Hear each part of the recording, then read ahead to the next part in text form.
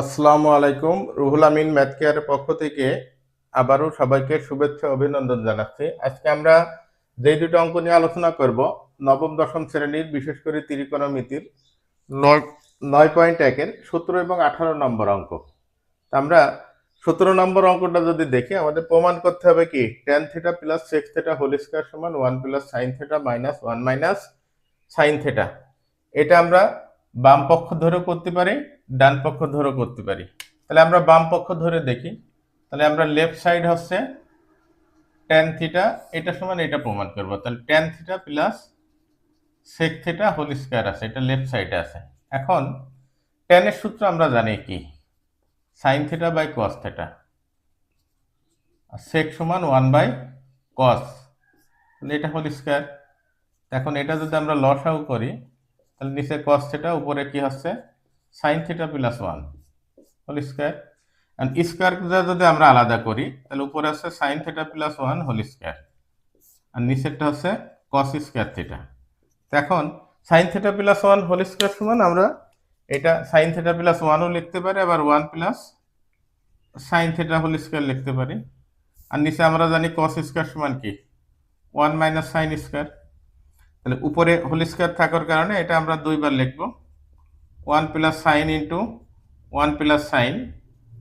আর নিচে আমরা লিখতে পারি কি এ স্কয়ার মাইনাস বি স্কয়ারের সূত্র বসাতে পারি। তাহলে 1 square minus sine square, a minus b যদি মনে করি, তাহলে হবে a plus b into a minus b. তাহলে 1 plus sine into 1 minus sine. তাহলে এখন এটা একটা কাটে যাচ্ছে, তাহলে উপরে থাকছে 1 প্লাস সাইন থিটা, আর এখানে থাকছে 1 মাইনাস সাইন থিটা সমান এটাই রাইট সাইড। তাহলে আমরা লেফট হ্যান্ড সাইড তুলে tan সমান সাইন বাই cos থিটা বসালাম, আর sec সমান 1 বাই cos থিটা। এবার লসাগু করার পরে আমরা স্কয়ারটাকে আলাদা করলাম। স্কয়ারটাকে আলাদা করার পরে আমরা cos স্কয়ার সমান লিখলাম কি 1 মাইনাস সাইন স্কয়ার। আবার উপরে যেহেতু স্কয়ার থাকার কারণে আমরা এটা দুইবার লিখছি, আর এটা a স্কয়ার মাইনাস b স্কয়ারের সূত্র বসাচ্ছি। তাহলে 1 প্লাস সাইন আর 1 মাইনাস সাইন। 1 প্লাস সাইন নিচে উপর থেকে বাদ দিলাম, বাদ দিলে উপরে থাকছে 1 প্লাস সাইন বাই নিচে 1 মাইনাস সাইন। তো এখন আমরা 18 নম্বর অঙ্কটা দেখি। ঠিক 18 নম্বর অঙ্কটাও আমরা প্রমাণ করব। লেফট সাইডে আছে cot a plus tan b আর cot b plus tan a, কিন্তু আমরা রাইট সাইডে আমাদের যে প্রমাণ করতে হবে, এটা cot a R tan b, এক কথায় cot এর সাথে a হবে আর tan এর সাথে b হবে। তাহলে আমরা যদি লেফট সাইড তুলি, তাহলে লেফট সাইড থেকে আমরা একটা জিনিস খেয়াল করি, আমাদের প্রমাণে cot এর সাথে a থাকতে হবে আর tan এর সাথে b। উপরে কিন্তু cot এর সাথে a আছে আর tan এর সাথে b আছে, এই জন্য আমরা উপরের অংশে কোনো চেঞ্জ করলাম না।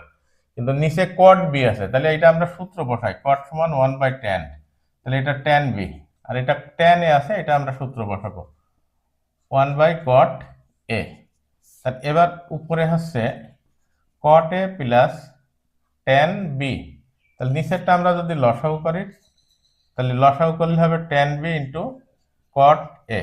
তাহলে cot a 1 এর সাথে গুণ হলে এটা হবে cot a, আর এটা 1 এর সাথে গুণ হলে এটা হবে tan b।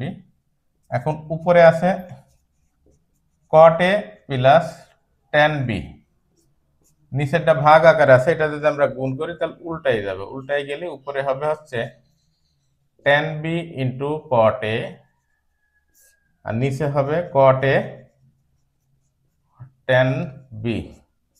তাহলে এখন এটা আমরা কেটে দিতে পারি, তাহলে উপরে এখন থাকছে কি cot a R tan b, তাহলে অর্থাৎ cot a into tan b, এটা হচ্ছে রাইট সাইড। তাহলে সবাইকে অসংখ্য ধন্যবাদ।